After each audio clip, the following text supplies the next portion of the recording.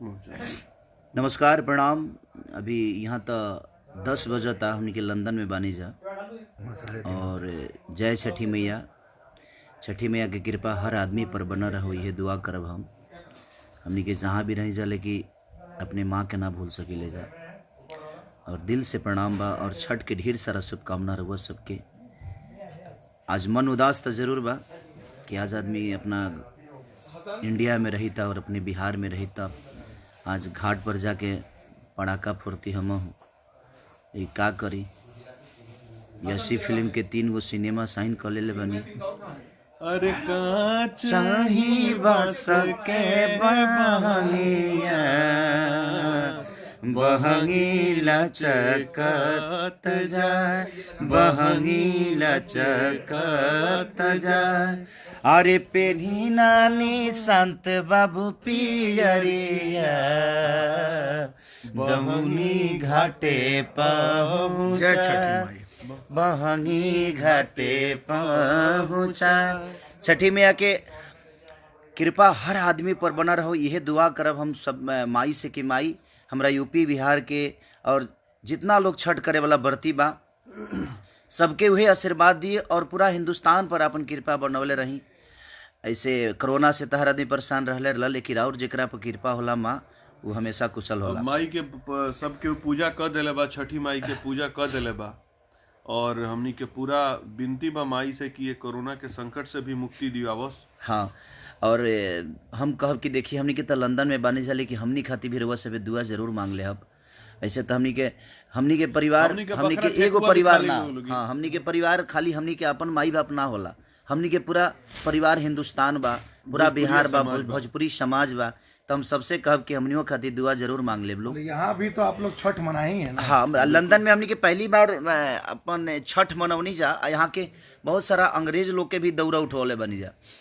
तो कोशिश रहेला जे अपना चीज के, अपना माटी के चीज के, अपने माई के गोद में हर उस सब के बैठा देव आदमी। यहाँ के लंदन के नदी मतलब जैसे हमनी के गंगा नदी बाड़ी, हाँ यहाँ के थेम्स नदी के किनारे रुआ लोग इन रउआ पवन सिंह जी सबके मिलके जो सारे लोग, हम पवन सिंह जी, काजल रघवानी जी, मधु शर्मा जी, सहर आबसा जी, और भोजपुरी सिनेमा चैनल पर आज शाम के 7 बजे रउआ सभी अगर देखल चाहतनी कि लंदन में अंग्रेज लोग के साथे हमनी के छठ कैसे मनौले बनी जा, तो उनमें बहुत बड़ा कृपा। कुछ लोग जो और अंग्रेज लोग के लोग औरग दिवले बा खेसारी जी अपना स्टाइल से, तो वो बेचारी भी देख करके और काफी उत्साहित रहे लोग कि जे अरे इतना खूबसूरत तरीका से औरग देवे के व्यवस्था भइल। और सूर्य के पूजा इतना खूबसूरत तरीका से ये लोग भी मैंने हिलिए गइल, कहलो कि हाँ तो भाई बाड़न सही। कार्यक्रम के नाम बा जय छठी मैया, और कार्यक्रम के नाम बा जय छठी मैया भोजपुरी सिनेमा पर, भोजपुरी सिनेमा चैनल पर। हाँ, आज शाम में 7 बजे आओ। हाँ, तो आज शाम के 7 बजे रउआ लोग जरूर देखब कि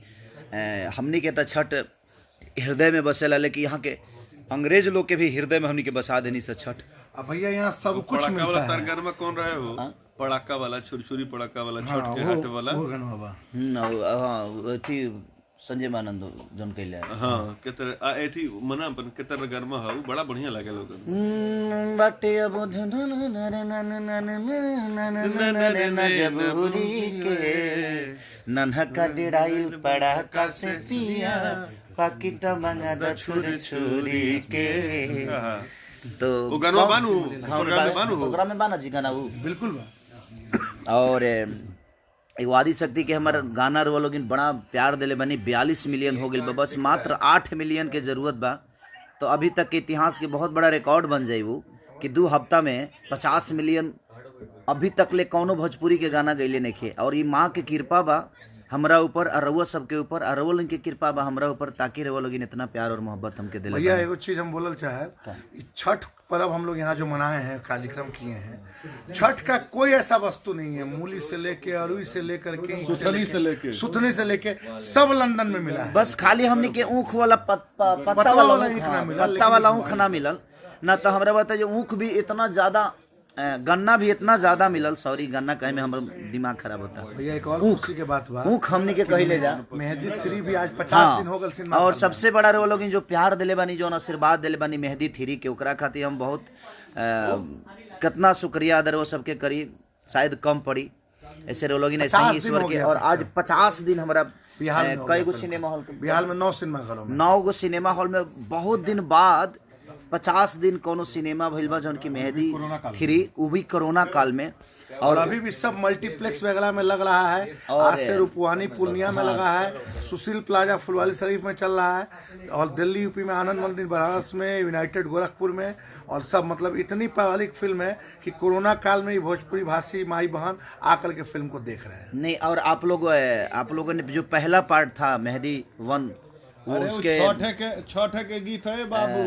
नमस्कार, प्रणाम। ये अनंजय रघुराज जौन के एगो गाना हम गौलर ने कि अनंजया खनियानर थोड़ी है, रजाई में कुकुर था। ये मेरा बड़ा भाई है, हम लोग मस्ती में उस चीज को बोले थे, और हम एक साथ रहते हैं तो खुद को बड़ा एंजॉय करते हैं, क्योंकि आप लोग को एंजॉय के लिए अगर हमें जहाँ जाना पड़े मधु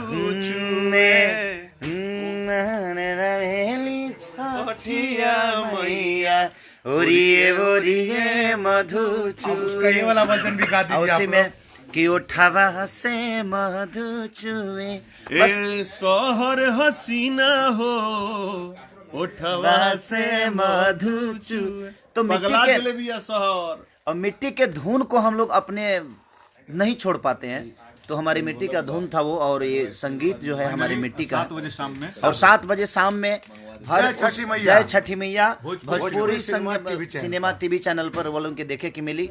और अभी भैया के दिल से आभार करब कि हमनी के लंदन में भी रह के और छठी मैया के व्रत वहाँ के करवा देनी, हमनी के वो खुशबू के आनंद दिलवा देनी, गर्व के बात बा।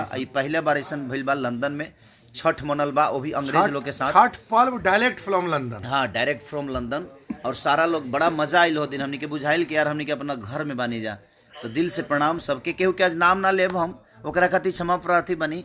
दिल से प्रणाम, सबके दिल से प्रणाम। और भैया एक दिन लंदन हम और ब्रिज पवन वगैरह भैया से और आप हम लोग लाइव आइए। हम और पवन भैया जो नचले बनी जा ना, वो गाना कौन बा कि उनकर बाद धनिया हमर नया बाली है, तो धनिया हमार नया बढ़िया हमार गाना बा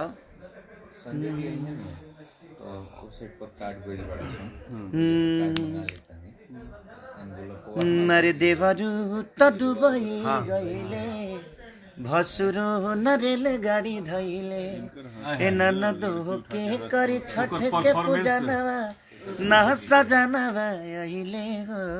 हम और पवन जी दोनों भाई जो नाचे हैं, आप हिल भोजपुरी का एक अलग ठुमका है। और यही है निशांत उज्जवल, मेरे भाई बड़े भाई हैं, छोटा भाई हूँ। आप लोग को लगता है ये छोटे होंगे मेरे ठीक से। है, मैं भाई हूँ, भाई बड़े भाई हैं ये, भाई हैं। और यही मेहदी 3 के प्रोड्यूसर हैं, और मेहदी 1 के प्रोड्यूसर हमारे अनंजय रघुराज जी, पटना से पाकिस्तान के प्रोड्यूसर अनंजय रघुराज जी। यही 2 फिल्म बनाए हैं अपने जीवन में इन्होंने, नहीं और एक पहली फिल्म बनाया था इन्होंने प्यार बिना चैन कहानी। तो इनके जीवन में 3 फिल्म है जो मायने रखती।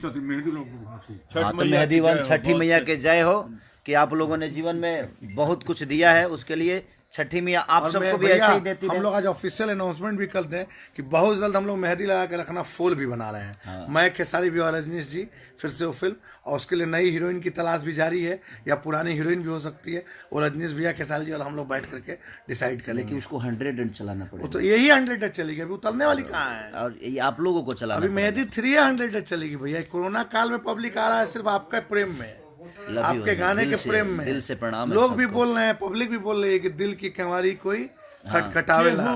दिल के केवाड़ी खटखटावता बाकी खोलला पलोगे नहीं आवता दिल के। और हमारे भाई मेहदी के सीरीज के भाई, मेहदी 2 भी मेरा भाई ने बनाया था, मेहदी 3 में भी इसका योगदान था, मेहदी 1 में भी इसका योगदान था, और 4 फिल्मों में इन्होंने बहुत अच्छी भूमिका निभाई अनंजय रघुराज।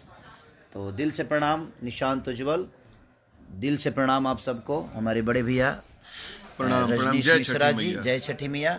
और मैं आप सबका दुलार, आप सबका बेटा।